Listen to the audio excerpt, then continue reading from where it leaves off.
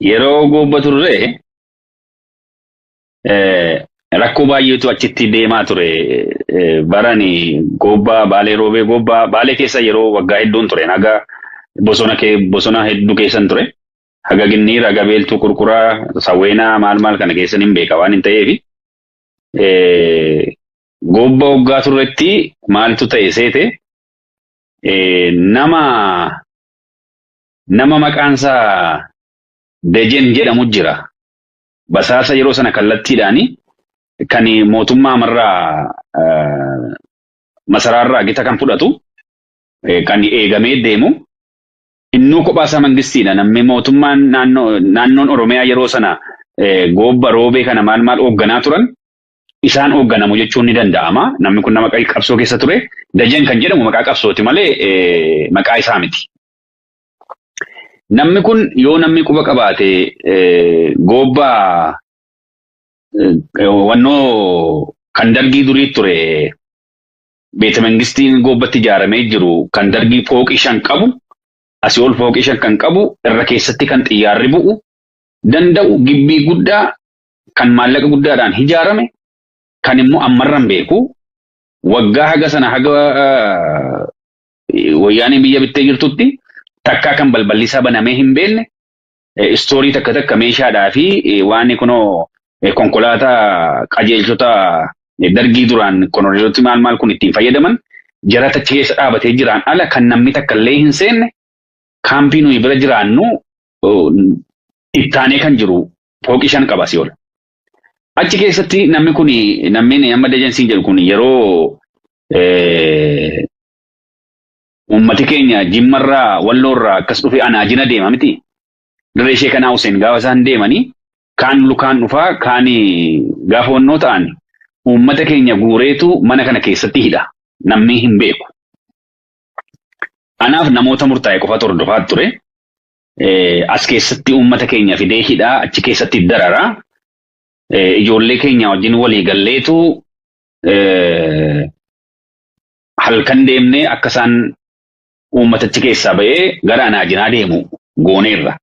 Haa ta'u malee mana sana amanee nama inni itti kennu tokko jira. Namni naannaa sana keessa jiru hagan biyya sanaa ba'etti fakkeenya namni mana dhagaa jirtan yoo jiraatan namni qe'ee sana keessa qubatu nama Birruu jedhamu sabaanii nama naannoo sadiiti. Qabsa'aa nama tureedha. Garuu namni quba sanaan quba isaa hin qabu. Namni sun nutumti keenya mataan keenya tarkaanfii irratti fudhachuuf kan turre 92 keessa Ginniiritti waraana adda bilisummaa Oromoo namooti booji'amanii mana murtiitti dhiyaachuudhaaf ganama wannoorraa fuudhamanii bakka turanii fuudhamanii mana murtiitti geessaa ture. Kan ajjabee deemaa ture namicha amma Birruusiin jedhu kanaaf nama kan biraa nama takka ture. Maal godhe seete yoon dogachuu barbaade 90 takka. Namni kun maal godhee namoota 9 hidhamanii deemaa jiran qabsaa'ota maqaa isaanii wallaaluu kiyyaan uummata kiyya dhiifaman gaafadha. Namoota yeroo sana turan maqaa wallaaluu kiyyaan garuu nama 9 keessaa namni tokko kan fuuldura jiru harkaa fiige miliquuf.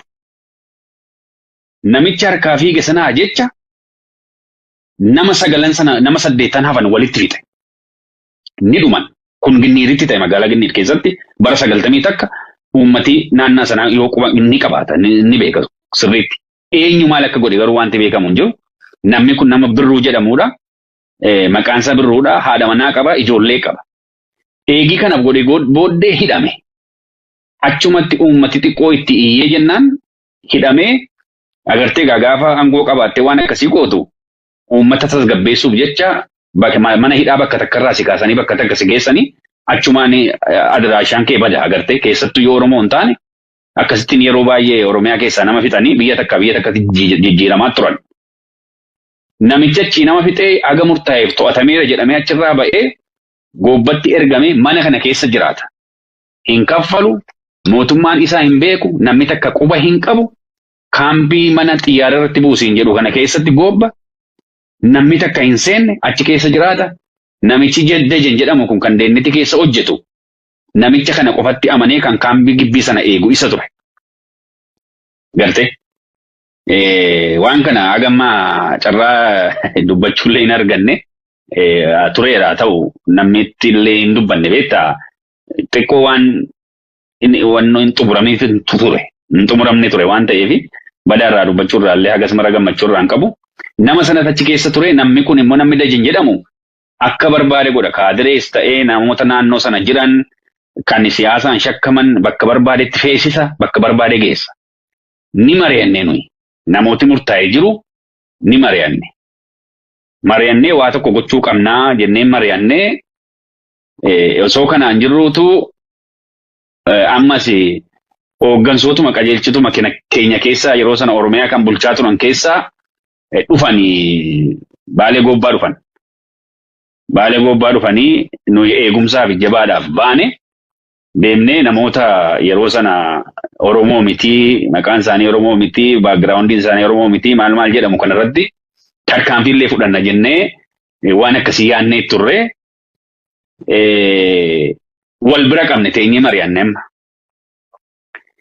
Nama hooggansa Oromiyaa irra jiru kana nama information isaa nuyi sirriitti hin qabnee fi nama akkasittiin hojii keenya argaa jiru Oromoo dararaa jiru. Kamtu dursuu qaba maaltu akka ta'uu qabu mari'anneetu waan pilaan biis irratti dubbanne dhiifne baga dhiisnes yeroo sana dhiifne namooti sun jiru har'a jiru baga jiraatanis kallattii dhuunfaadhaan rakkoo irraa hin qabu dhimma siyaasaa fi haala nu ittiin yeroo sana yaadaa turreedha. Sana dhiisnee yaada keenya gara pilaan eetti deebine haga takka wanti nu sirreessuu yaalle jira. Kallattiidhaan hundumaallee yoo ta'u dhabaate wanti nu sirreessuu yaalle jira. Garuu akkasittiin kan uummatetti taphachaa ture bakka sana keessa namni yeroo sana lubbuu nama 9 baasesi haga ammaa waan biyya sanaa deemu natti hin fakkaatu. Namni naannaa sana jiru quba qabaatu naannaa beeta mangistii gubbaa Shabalee hoteela Shabalee ol dabarte kaampii waraanni keessa galu jira. Kan kanaan dura immoo gibbii Isaffaa kan dargiin keessa ture jira. Ergi dargiin biyyaa ba'ee balballi sun banamee hin beeku namni seenee hin beeku waan achitti ta'aa ture. Yeroo biraa ajandaatti bannee yoo irraa haasofne waan sa'a meeqaf xumuruudha garte. Immoo haga dandeenya irratti sanarratti hojjenne uummata keenya achi keessa turanii achitti dararamaa turanii baraaruu yaallee jira. Ijoollee nama biraa hafanis jiranii kan dhugaasaa beekan jiran kan lubbuun hin jirres jiranii haga dandeenya hojjenne. Yeroo sanarratti gaafan kana siin jedhu akkuma salphaatti xumuramee yookaan akkuma salphaatti ta'ee osoo hin ta'in namni waan ta'eeti waan ta'eef akkasittiin namni quba qabaatu namaaf hin gala jedheen yaada. Waan akkasirratti agartee hojjechaa turree wanti Baalee Gobbaa Roobee keessattis ta'e waan hedduu jira. Kana keessaa kun waan takka